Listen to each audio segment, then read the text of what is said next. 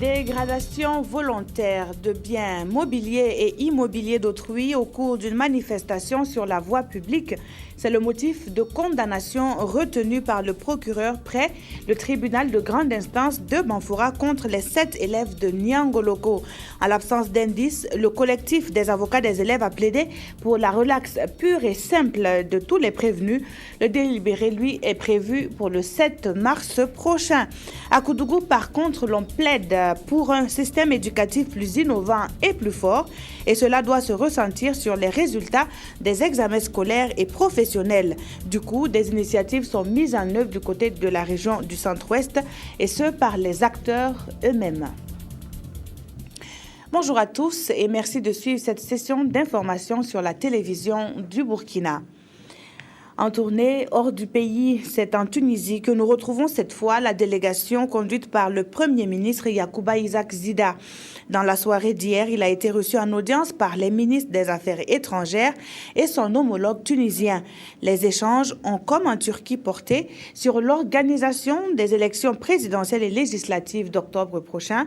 Bonne nouvelle, nous disent nos envoyés spéciaux. Les autorités tunisiennes ont montré leur disponibilité à accompagner le Burkina pour relever les défis. Yacouba Gamene et Karim Patrick Namouano. La Tunisie vient de tourner une nouvelle page de son histoire politique, couronnée de récentes élections démocratiques. Celle du Burkina Faso s'ouvre et l'expérience du berceau du printemps arabe sera mise à contribution pour parachever le processus de transition politique. La Tunisie a une bonne expérience dans l'organisation des élections. On fait depuis la Révolution 3 élections. Et nous avons mis en place une structure indépendante qui a été chargée de faire ces élections. Et nous avons accumulé une expérience assez intéressante dans ce domaine. Donc nous avons décidé de mettre à la disposition du Burkina Faso toute l'expérience que nous avons acquise dans ce domaine, surtout dans le domaine de la coopération technique. Les perspectives dans la coopération entre les deux pays sont porteuses d'espoir pour réussir le pari d'octobre 2015. C'est l'un des principaux défis du gouvernement burkinabé. Nous sommes reconnaissants à ce pays frère et ami pour sa disposition à nous accompagner afin de permettre au peuple burkinabé de réussir cette phase de son histoire. Au-delà des sujets politiques, les convergences de vues sur la formation militaire, la recherche, les études universitaires et la lutte contre le terrorisme augurent d'heureuses perspectives. Nous avons convenu d'accélérer cette action par la tenue de la commission mixte au plus tard au mois de juin 2015, avant les élections, pour mettre en place des projets communs. Les bases d'un dialogue permanent viennent d'être consolidées. C'est la preuve que la coopération sud-sud peut ouvrir la voie vers un développement solidaire en Afrique. Et puis sachez qu'à l'occasion de la tenue de la 24e édition du Festival panafricain du cinéma et de la télévision de Ouagadougou, il est porté à la connaissance des travailleurs et employeurs du public et du privé que pour la période allant du samedi 28 février au samedi 7 mars, les journées de travail sont déclarées continues dans la commune de Ouagadougou. Par ailleurs, le ministre de la Fonction publique, du Travail et de la Sécurité sociale invite les employeurs et les travailleurs à assurer le travail dans les services à activité continue. 1 mois de prison ferme pour 5 des 7 détenus dans l'affaire des scolaires de la commune de Niangoloko et les 2 autres relaxés. Ce sont là les réquisitions du procureur près le tribunal de grande instance de Banfoura lors du jugement de cette crise intervenue hier 24 février. Le 24 février dernier, l'audience a mobilisé des dizaines d'élèves et d'étudiants venus de Banfoura et de Ouagadougou. Le point avec Adama Ouattara et Draman Kabouré. Dégradation volontaire des biens mobiliers et immobiliers au cours d'une manifestation sur la voie publique, c'est le chef d'inculpation retenu par le tribunal correctionnel de Banfoura à l'encontre de 7 élèves issus des 2 lycées publics de Niangoloko. C'est dans une atmosphère quelque peu houleuse que va s'ouvrir ce procès à forte présence des forces de sécurité. Parmi la foule constituée en majorité des scolaires, des parents des prévenus et des professeurs, figurait une vingtaine de membres de la coordination des élèves et étudiants du Burkina Faso venus de Ouagadougou pour soutenir leurs camarades. Par rapport à ce qui a été proposé par le procureur, nous n'entendons pas ça de cette façon. Parce que déjà, nous pensons que dans le fond, lorsque nous avons également suivi, ça nous a réconforté dans notre position qu'il n'y a pas quelque chose dans le fond qu'on puisse reprocher à nos camarades. Pour nous, c'est effectivement la libération sans condition et sans délai. Et dans les débats, effectivement, au niveau du procès, vous avez vu, il n'y a pas quelque chose dans le fond qu'on puisse en tout cas prouver pour montrer que les élèves sont responsables des faits qu'on leur reproche. Du côté des prévenus, 3 avocats commis par le mouvement burkinabé des droits de l'homme et des peuples MBDHP étaient chargés de leur défense. À l'ouverture du procès, ceux-ci vont soulever une exception de nullité de la procédure. Autrement dit, demandent l'annulation du procès pour non-respect du délai de comparution qui devait se tenir immédiatement dès leur incarcération ou au plus tard la prochaine audience. Ils ont été jugés ici selon la procédure des flagrants délits. La procédure des flagrants délits, c'est quand vous êtes en train de commettre l'infraction ou bien on estime que non, l'infraction a été commise il n'y a pas longtemps. Donc on vous appréhende et tout de suite on vous renvoie donc en jugement. Et là nous avons constaté que vos clients ont été déposés. Leur mandat de dépôt date du 5 février. Alors, entre le 5 février et aujourd'hui, nous avons constaté qu'effectivement, il y a eu des audiences correctionnelles le 10 février et le 17 février. Alors, mais malgré tout, ils ont forcé, on les a traduits en jugement. Donc, c'est pour cela que nous avons dit que la procédure est irrégulière. Après plus de 9 heures de débats oratoires au cours desquels les prévenus ont rejeté en bloc les faits, le procureur du Faso a requis le relax de 2 élèves et la condamnation de 5 autres à 1 mois de prison ferme. Quant aux proviseurs et 6 professeurs du lycée, ils réclament la réparation des dommages subis. Les avocats de la défense qui ne sont pas du même avis vont réclamer à ces derniers qu'ils accusent d'être à la base de ces troubles la somme de 2 millions de francs CFA pour les frais constitués à payer solidairement. Et pendant ce temps, l'on s'attelle à rendre plus fort le système éducatif burkinabé. À Koudougou, région du centre-ouest, des acteurs sont en pleine réflexion pour engager plus de résultats positifs. Pour ce faire, des innovations sont encouragées, telle la nouvelle formule de la dictée en cette année 2015. Les évaluations certificatives également sont à revoir, même si d'une manière générale, le bilan des examens scolaires et professionnels est encourageant. Voyons tout cela dans le détail avec Isaïe Parkouda. Les examens et concours scolaires, session de 2014, ont été fructueux selon les acteurs du système éducatif réunis à l'occasion de cet atelier bilan. Sur 328 695 candidats présentés au certificat d'études primaires, 270 299 ont été admis, soit un taux de succès de 82,23%, entraînant du coup une hausse remarquable de 20,54 points par rapport à la session de 2013. Toutefois, des difficultés demeurent et il faut des réformes pour permettre aux élèves de s'en sortir dans certaines matières comme la dictée, souvent considérée comme la bête noire des candidats. Nous avons donc essayé de voir et nous avons pu constater que sur 80 mots que peut compter une dictée, l'enfant, s'il se trompe sur 5 à 6 mots, il a 0 sur 10. Donc nous avons réfléchi pour savoir qu'est-ce qu'il faut faire pour revaloriser cet exercice-là. Les examens professionnels ont aussi donné un taux de succès de 90,26% au CAP contre 85,86% pour la session de 2013. Réunis ici, enseignants, parents d'élèves, directeurs régionaux, bref, les acteurs clés de l'éducation nationale vont se pencher sur la feuille de route devant orienter les actions relatives au transfert, à la mise en œuvre du continuum et les évaluations certificatives.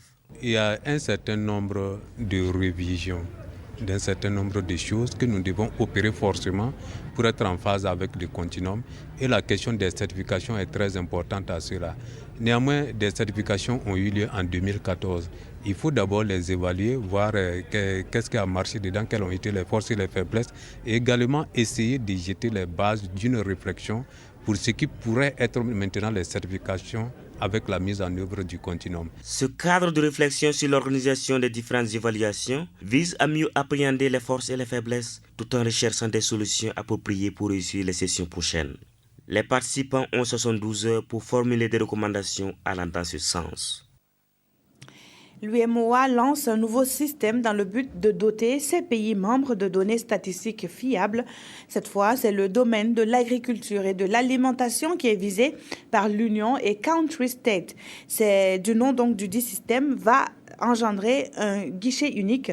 Les politiques et programmes des pays de l'UEMOA y puiseront les informations justes. C'est l'ambition affichée par les défenseurs de ce programme et qui a été donc présenté à la presse. Eleonore Ouedraogo. CountryStat, c'est le nouveau système d'information en ligne sur l'alimentation et l'agriculture. Un site qui permet de disposer de statistiques fiables et de qualité, harmonisées selon les standards internationaux. Et avec ce lancement du volet régional de CountryStat, l'UEMOA entend faciliter la planification des politiques et processus de prise de décision dans la lutte contre la pauvreté et la faim. Nous donnons la priorité à la production des statistiques agricoles. Donc, qui dit agriculture parle de l'élevage et de la pêche, pour effectivement que nos États membres puissent avoir en leur possession des données liées au monde rural pour permettre aux responsables, différents responsables de ces pays, de mieux décider, de mieux mettre en œuvre les politiques économiques. CountryStat s'inspire du système mondial de la FAO, FAOStat, qui devra accompagner l'UEMOA dans la gestion de ce guichet régional pour accès simple aux statistiques. C'est un instrument dynamique, il n'est pas statique. C'est des données qu'on doit mettre à la disposition, qu'on doit intégrer progressivement. Chaque fois qu'il y a des données, il faut les intégrer pour que ça puisse alimenter l'outil régional. L'outil régional n'invente rien. Les données viennent des États. Donc, mais pour que ça marche, il faut qu'il y ait des financements. Les gouvernements des différents pays de l'UEMOA sont donc chargés d'assurer la durabilité et la pérennisation du site. Notre ministère sera fortement sollicité parce qu'il s'agit de données agricoles et alimentaires. Et nous savons que nous sommes dans un pays agricole, j'allais dire arriéré. Donc il est certain que le ministère de l'Agriculture va effectivement apporter sa contribution. CountryStat a été créé dans le cadre du projet CountryStat pour l'Afrique subsaharienne.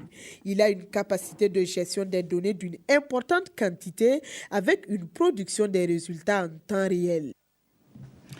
Et pendant ce temps, la révolution pour une Afrique verte est en marche. C'est du reste le nom d'un projet implanté au Burkina Faso, à l'instar d'autres pays africains, dans le but de booster le secteur agricole. 500 millions de francs CFA sont pour se faire mobiliser grâce à l'appui financier de la fondation Bill Gates et il incombe à la direction de l'économie rurale de gérer ce projet. Les détails dans ce reportage de Aruna Maré et Yolande Lompo. Agra. L'Alliance pour une révolution verte en Afrique veut bâtir un secteur agricole et agroalimentaire compétitif dans 5 pays de l'Afrique subsaharienne, dont le Burkina Faso. Ce défi est le relever à partir de réformes attractives pour l'investissement privé. C'est ce qui justifie ici le lancement du projet MIRA, micro-réforme pour l'entrepreneuriat agricole et agroalimentaire en Afrique. Nous attendons d'avoir au niveau des autorités un appui ferme et indéfectible pour permettre à ce projet vraiment de faire son ancrage, de réussir. Et comme on l'a dit, si vraiment ce projet arrive à réussir, ça va permettre au secteur privé d'être impliqué, d'apporter leur investissement pour faire en sorte que l'entrepreneuriat agricole devienne vraiment une réalité au Burkina Faso. D'un coût estimé à 500 millions de francs CFA, le projet MIRA Burkina Faso est prévu pour s'exécuter sur 5 ans. Outre cet appui financier, Agra apporte également son assistance technique. Le projet devra s'atteler à l'identification de 5 réformes. Pour atteindre la sécurité alimentaire et améliorer les conditions de vie des populations, il faut qu'on améliore l'investissement privé dans le secteur agricole, tout en préservant les intérêts des petits exploitants agricoles. Et donc ce projet-là va nous aider à identifier de manière pertinente les contraintes au développement de l'entrepreneuriat agricole, les hiérarchiser et pouvoir mettre en œuvre un ensemble d'actions qui vont lever ces contraintes-là. L'élaboration d'un plan d'action pour la mise en œuvre du projet est une des tâches de ces différents acteurs concernés par la question. L'enveloppe globale allouée aux 5 pays retenus dans le cadre du projet MIRA s'élève à 5,5 milliards de francs CFA. Les réformes qui seront engagées par ces pays devraient permettre de moderniser leur secteur agricole et agroalimentaire. Et dans un tout autre registre, le groupement de commandement d'appui et de soutien a un nouveau commandant. Cette entité de l'armée de terre est désormais dirigée par le colonel Saïdou Nia, qui place son commandement sous le signe de la lutte contre le terrorisme. Draman Guéné pour le compte-rendu de la cérémonie. Le colonel Saïdou Nia préside désormais à la destinée du groupement de commandement d'appui et de soutien de l'armée de terre. Il remplace à ce poste le colonel-major Yaya Seré. Le nouveau commandant reçoit là le quitus et les recommandations de la hiérarchie. Le colonel Saïdou Nia est nommé responsable du groupement de commandement d'appui et de soutien le 16 janvier dernier. Ancien élément de la dite unité, le nouveau commandant décline là les missions à lui confiées. Participer aux missions de maintien de la paix. Ensuite, renforcer la capacité opérationnelle des différentes unités par la formation, l'instruction des hommes. Et ensuite, vous savez que nous sommes aujourd'hui confrontés à pas mal de fléaux, que sont le banditisme, la grande criminalité transfrontalière et bien sûr, récemment, une nouvelle menace qui menace pratiquement toute la sous-région, pour ne pas dire le monde, ce que nous appelons le terrorisme. Le colonel Saïdou Nia est né le 13 février 1960 à Ouagadougou. Incorporé dans l'armée en 1980, il a occupé plusieurs postes de responsabilité et a effectué plusieurs missions à l'étranger. Et puis, c'est l'heure du bilan, ou du moins de la restitution des résultats d'une étude ouverte en 2006 sous financement de la Banque mondiale. Depuis cette date et ce jusqu'en 2014, un projet avait pour mission d'appuyer le secteur de la santé et la lutte contre le sida. Les résultats sous forme de rapport vont être transmis et à la Banque mondiale et au gouvernement burkinabé. C'est Sylvestre Da, Wendata, Nathalie Kaoré pour le reportage. De 2001 à 2014, le taux de prévalence du VIH-Sida au Burkina Faso est passé de 4% à 1% et les infections sexuellement transmissibles ont sensiblement diminué. Au dit du gouvernement et des acteurs de la santé, ces régressions sont dues en grande partie à la mise en œuvre du projet d'appui au secteur de la santé et à la lutte contre le VIH-Sida et les IST. Un projet financé par la Banque mondiale à hauteur de 20 millions de dollars américains, soit 11 milliards 560 millions de francs CFA. La contribution de la Banque mondiale a permis d'identifier au moins 70 000 personnes vivant avec le VIH-Sida, a permis de mettre en œuvre une prise en charge pour 45 000 personnes sous ARV. Ensuite, il y a la coordination et l'action opérationnelle sur le terrain. C'est grâce à cet appui qu'on a pu financer pendant un certain temps les comités ministériels de lutte contre le sida et les comités institutionnels de lutte contre le sida, de manière à développer dans l'ensemble des ministères la capacité de sensibiliser leur personnel à la lutte contre le VIH-Sida. Les activités du projet dans le cadre de sa composante appui à la santé ont donné aussi des résultats appréciables. Si vous prenez les indicateurs qui étaient contenus dans le projet au départ, nous avons atteint à presque parfois plus de 100% certains indicateurs. Je citerai par exemple le taux de couverture des accouchements assistés qui est aujourd'hui à plus de 80%, le taux de couverture vaccinale qui est à plus de 100%, le taux de malnutrition qui a régressé considérablement au niveau de notre pays. Toutes les activités réalisées ont fait l'objet d'un rapport que les acteurs impliqués dans la mise en œuvre du projet sont invités à amender et à valider. Ils devront en outre faire des recommandations pour atteindre des meilleurs résultats. Le rapport final sera transmis au gouvernement et à la Banque mondiale.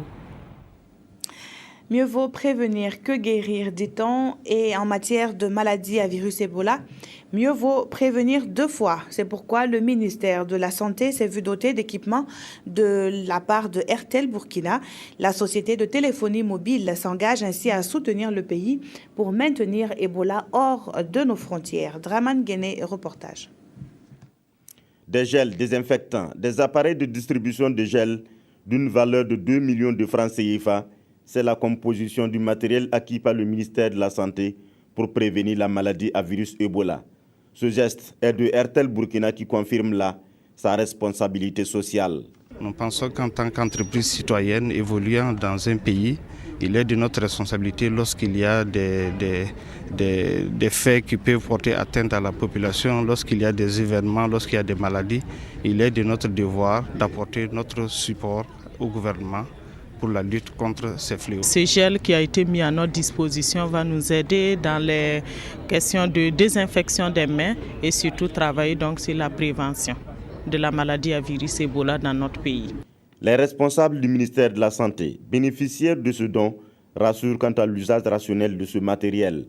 Il serait disséminé un peu partout selon eux, à travers le pays. Et puis cette information, à l'occasion de la tenue de la 24e édition du FESPACO, il est porté à la connaissance des travailleurs et des employeurs du public et du privé que pour la période allant du samedi 28 février au samedi 7 mars, les journées de travail sont déclarées continues dans la commune de Ouagadougou. Par ailleurs, le ministre de la Fonction publique du Travail et de la Sécurité sociale invite les employeurs et les travailleurs à assurer le travail dans les services à activité continue. Place à présent à la une des quotidiens. Donc la une et le contenu des journaux de ce jour. La revue de la presse nous est proposée par Abdoul Rasmane Zongo. Blaise Compaoré, il s'active pour reprendre le pouvoir. Tel est le titre incitatif à la une du quotidien Le Soir. Dans la rubrique Qui vive, remarque notre confrère, il y a ces derniers temps un balai incessant d'anciens dignitaires du régime Compaoré auprès de leur champion à Yamoussoukro. Il s'agit du directoire national du CDP, d'anciens ministres, et les commerçants ne sont pas en reste. Le journal s'interroge alors, que va faire ce grand monde au pays de Ouattara? Il ne peut s'agir que de remobilisation et d'organisation dans la perspective des élections à venir, répond le quotidien qui en conclut en ces termes. Un retour du président Compaoré aux affaires, quelles qu'en pourraient être les raisons, va créer et exacerber les tensions politiques et sociales qui vont sans doute compromettre la stabilité du pays. Aujourd'hui, OFASO fait un focus sur les mauvais élèves de l'État, les mauvais payeurs. Il s'agit de la publication de la liste des débiteurs de l'État. Près de 26 milliards de francs CFA de chèques impayés se baladent allègrement dans la nature. La même information est reprise par le quotidien Le Pays, qui parle plutôt de révélation, car ces débiteurs débusqués maintenant, l'État s'apprête à les pourchasser. Le journal L'Observateur, dans le même ordre d'idées, évoque les 26 milliards de francs CFA de chèques impayés par les 17 banques. À cela s'ajoutent 7 milliards de francs CFA de chèques impayés non recouvrés par 30 gros émetteurs et 11 milliards de francs CFA de chèques impayés non recouvrés par 30 gros tireurs, soit au total 44 milliards de francs CFA de chèques impayés cherche-preneurs. Autre actualité à lire dans les éditions Le Pays, c'est la colère de Frédéric Zoungrana, coordonnateur du mouvement Soyons Sérieux. Pour lui, ce n'est pas sérieux d'utiliser 82 millions de francs CFA pour organiser les festivités du 8 mars prochain. C'est du gaspillage tout simplement. Pendant ce temps, le temple de l'ébullition du savoir, de la pensée et de la connaissance est paralysé, nous informe Le Pays. Oui, les étudiants de Ouagadougou sont en grève de 48 heures depuis ce 25 février. Ils réclament globalement de meilleures conditions d'études, notamment l'augmentation de l'aide, la suspension du système licence-master-doctorat. La nationale des fibres textiles, Sofitex, a un nouveau responsable, en la personne de Bernard Zougri, rapporte aujourd'hui au FASO, qui, sportivement, manifeste son étonnement sur le choix fait à Gernot Rohr comme nouveau sélectionneur des étalons. Son dernier bilan avec le Niger, détaille le journal, est le suivant. 2 victoires, 5 matchs nuls et 10 défaites. À l'étonnement d'aujourd'hui au FASO, Sidoya répond par la surprise et nous confie en même temps qu'Aristide Bansé décroche un nouveau contrat de 2 ans avec le club Palvodor de Kazakhstan après son passage dans le championnat finlandais. Notre temps tente d'expliquer ici le choix porté sur le franco-allemand contre le Nigérien Stéphane Kishi et le Serbe Milovan Rajevac. Gernot Rohr aurait fourni des informations précises et pointues sur certains joueurs burkinabés et même aurait relevé les raisons de l'échec du Burkina Faso à la finale de la CAN 2013, la mauvaise prestation des étalons à la CAN 2015. Il aurait proposé un plan de carrière pour le football burkinabé, se justifie notre temps. Le successeur de Paul Put, Gernot Rohr, âgé de 61 ans, a un contrat de 2 ans renouvelable avec les étalons. Son salaire n'est pas encore connu. Et voilà pour cette édition. Merci de l'avoir suivi. Très bon après-midi à toutes et à tous.